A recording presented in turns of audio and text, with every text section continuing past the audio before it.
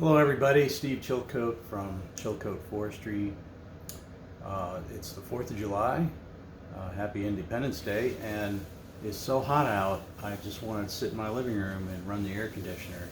I was just out checking my garden and I had to laugh because it really doesn't look so good. I, I put a sprinkler on it, but I think some of my plants are not going to make it. So we haven't had much rain. It's been very hot. It's hot today, so I thought I'd come in and make a video. So I want to talk today about how to grow a big buck on your property. Everybody wants to kill a big buck. Everybody wants to see a big healthy buck with giant antlers. If you don't, you're in the wrong place. And if you're like me and you're a meat hunter, that's great, but you know that deep down you want to see a big buck on your land. So here's how you get one. Not a big secret that you have to let deer go, number one, and you also have to have your population in balance with your habitat. Now I made some charts here. This little chart that's kind of up by itself here shows a line that is a relationship, two lines that's a relationship between the population and the quality of the habitat. If your population gets too high, your habitat goes down, and those are interdependent. So if you have a population that's very low and a high habitat quality, that's your big buck relationship between population and habitat. Now, you don't want to hunt all day and never see anything. Now, when I lived up in the Adirondacks, you could hunt all week and never see a deer because there's not very many of them around. But when you do see one, you're liable to see one with a gigantic rack on it. That has to do with just having lots of space. Some of those areas had no agriculture whatsoever, and yet you had giant bucks up there. 200 pounders with 130, 140 class racks on them. So it's a matter of space and available forage and places to live. Okay, so where you want to keep your balance is right here at the inflection points where you don't damage your habitat quality with too high of a population. This is where the state likes to keep their population up here because there's lots and lots of deer, keeps hunters happy, keeps the license dollars rolling in. But that's not where you're going to get big bucks. Where you're going to get big bucks is down here where the quality of the habitat is greater than the damage that the deer are going to do to it, if that makes sense. So how do you know where you're at there? Well, if you start seeing a browse line, if you start seeing rotundifolia or greenbrier getting browsed right down to the ground, if you see deer have been chewing on beech sprouts and root suckers and eating beech stems as they come above the snow, your population is not lined up with your habitat. So those are starvation type foods, and deer are too hungry to find anything, and the population's too high. So you have to do one of two things. You have to either reduce your population or increase your available forage and cover, or both, preferably both. So let's say that you've done that. You've taken your habitat quality way up by putting in food plots, doing your timber harvesting, prescribed fire, reducing your deer population so that it's in sync with the productivity of your land. That's all in place. Your sex ratio is good. And we could talk about that some too as well, but what I really want to get into are these advanced ideas that you probably haven't heard anywhere before. But let me start with the bell curve.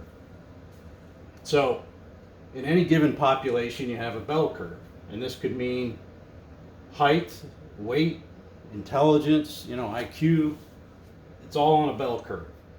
So any cohort of bucks, let's say that these are bucks, okay? We're not worried about does right now. We're talking about antlered deer. Here's one cohort that is 2.5 years old. Here's the next cohort, 3.5 years old.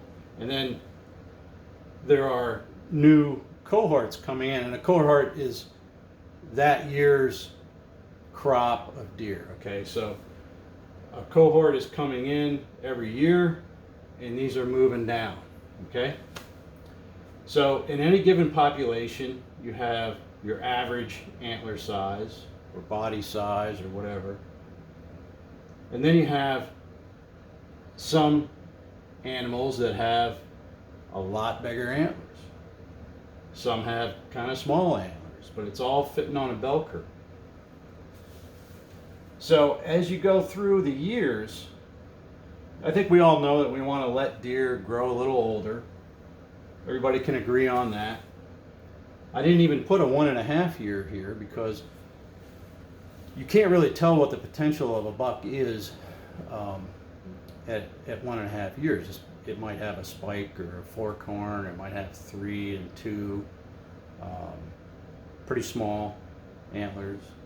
You don't know what kind of nutrition his mother had or where he came from. He might have wandered in from another property where he was starving to death. You don't know. So I don't care about that 1.5-year-old animal. I want to focus on 2.5 plus.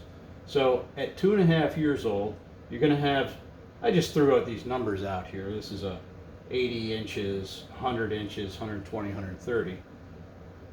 So what you want to do is learn, number one, first and foremost, is to learn how to tell how old a deer is on the hoof. And you can't super accurately figure that out, but you can learn and do the best you can with it. And then what you do is you want to take, and it's hard to do, but you look at a deer, you know he's 2.5 years old. You're pretty sure just by the way he acts, body size, how he interacts with other bucks. He might be a little subordinate to a bigger buck that you can see in a food plot. You can watch him. It's great to have lots of trail cameras out. I don't use a lot of trail cameras because actually I can't afford them. I know guys that have 15, 20 trail cameras out. That's great. If you can do that, do so. You learn your whole buck population on your property that way. You sort of get to know who's who and how old they actually are because you've seen them multiple times, and you can tell by their antler conformation who they are. So you can follow these deer. You can say, okay, on my hit list, there's a 2.5-year-old that really doesn't have very good antlers. He's got 3 on one side and 2 on the other, and he's 2.5, so let's take him out, okay? And what that's going to do is skew this curve. You want to cut this part out of the population. So now, these deer that are up here in this antler conformation, you're going to leave them go till next year. Now, you might be tempted, when you see a 110-inch, 115-inch deer, especially in Pennsylvania, you're probably going to shoot it. But if you know that deer is 2.5, you really ought to let that deer go and take kind of a crappier rack deer. Let that go to the next year, okay? And as you go down the line, you keep doing that. You keep peeling off that, the 3.5-year-olds. You might even get some nice buck in there, You get a 115-inch 3.5-year-old. It's not a bad buck. I've killed a couple, and I was really happy to have them. But when you go to really look at the teeth and age them, which you should be doing, if you're not, there's a video in here that teaches you how to use tooth wear and replacement to age a deer jaw. So you should always take a jaw out of your buck and age it so you know what you got. And then record the antlers and weigh the deer. Make sure you keep records so that you can track this stuff, okay? And you can learn. So now you've peeled off the lower end, okay? So you low graded these deer instead of high grading. Normally you would take off this side of the bell curve because they're nicer bucks. That's what you don't want to do. It's just like timber. If you high grade timber, your timber quality will go down and down and down, and then you get to a certain point where you can't recover from that. You've taken all your best trees, and they're gone, and now you're left with a bunch of crappy trees. And it's the same with bucks. If you keep taking the best bucks over and over again, even if you let them grow to be 4.5 years old, they're not going to reach their trophy potential that population can achieve. So, years ago, I got in an argument with a biologist. I said, he wanted to grow 150-inch deer in Pennsylvania. I said, that's ridiculous. You can't get 150-inch deer in Pennsylvania. Well, I was totally wrong about that. You can certainly do that in Pennsylvania. And so now I this is all, hypothetical, but here's your 5-year-old buck cohort now. You've let these deer go to be 5, and yeah, you're going to lose some to the neighbors. If your attitude is, well, if I don't shoot them, my neighbor will, then you probably, you're in the wrong place. Don't worry about that. Let them do what they want to do. When you start shooting 160-inch bucks and you start talking about how you got to that point, they're going to be on board with it, and they're going to start doing the same thing. But the deer that don't get shot, don't get hit by cars, die of disease, get killed by coyotes or whatever, they're going to be 5 years old, and they're going to be in that 120 to 170 size class, okay? Can you get a Boone and Crockett deer in Pennsylvania? Yes, you can. Easily. But they have to have age. They have to be reaching their absolute peak, which is at 5 to 6 years old, okay? If you don't let them grow to be 5 or 6 years old, you don't know what kind of rack they could have had. So now, instead of the bell curve being a bell shape, you've sliced off this part of the curve, and now your curve is more skewed towards the bigger size class. So now all of your 5-year-old bucks, hypothetically, okay, are 140 to 170 size class. And now you can be a real snob and say, well, I only shoot the 160s. Okay, so that's it. I mean, that is how you get there, but I'm making it sound simple. It's not. It's hard to control yourself in a hunting situation. When you see a nice buck, you want to kill it. So you can either be a buck shooter, or you can be a buck manager. You can use your hunting to make your cohorts better and better. You can always eat these deer, okay?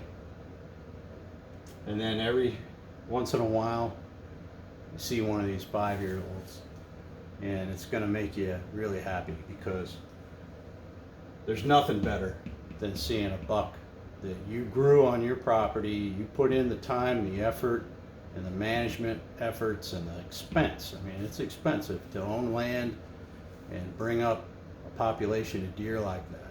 And once you get your population under control, you have your does reduced down to where your sex ratios are good, and your deer are getting plenty of food. And I'm going to go back to sex ratio real quick. I remember when I was in wildlife biology school back in the 70s, I remember this grad student that was teaching the class said that a buck can take care of 17 does. And even back then I thought, well, wait a minute. And I started doing the math. If a deer is in heat for 3 days and that deer will only stand for the buck sometime within that 3 days, and you have a 2-week window, I mean, that just doesn't even make sense. So if you start seeing fawns that have spots on them this time of the year, you know you got a problem. You need to get your sex ratio under control. You might want to just skip buck season altogether for a couple years and just concentrate on does and habitat for a while until you get that squared away. All your fawns should be born at the same time. All your does should be bred in November, in the first 2 weeks of November. If you see bucks chasing does in December, you got a problem. They shouldn't be coming back into heat in December. They should all be bred by then. That way the bucks can get back to feeding. Does are born early. They can put on weight. And you know, a healthy buck starts with a doe that's way back here. This doe being born now, healthy, having plenty to eat, comes into heat the first year, produces a healthy buck, and so on. If your doe is starving to death and can't produce any food, any good milk for that young buck fawn, he may be stunted for the rest of his life and never reach his potential. So, you know, that's why in the Midwest, you know, this buck here, that one in the middle, that is about a 300-pound deer. And the reason he grew to be, what is he, about 11 points? And I don't really measure antlers, but I'm guessing he's 140 or something like that. Took 3 guys to lift him up and put him in the truck. That was out in Kansas, and you know, Kansas has all that room and all that food and plenty of space, great sex ratios, and they don't have a real long hunting season, so they don't put a lot of pressure on the deer. A lot of private land. So I guess the point is there that it's just a matter of letting them grow for a while, having good genetics. You know, genetics is great, but you cannot influence genetics. You know, I had a guy drag a spike in one day, and he was talking about this giant buck that he saw on his property. I said, well, why weren't you holding out for that big one you showed me pictures of?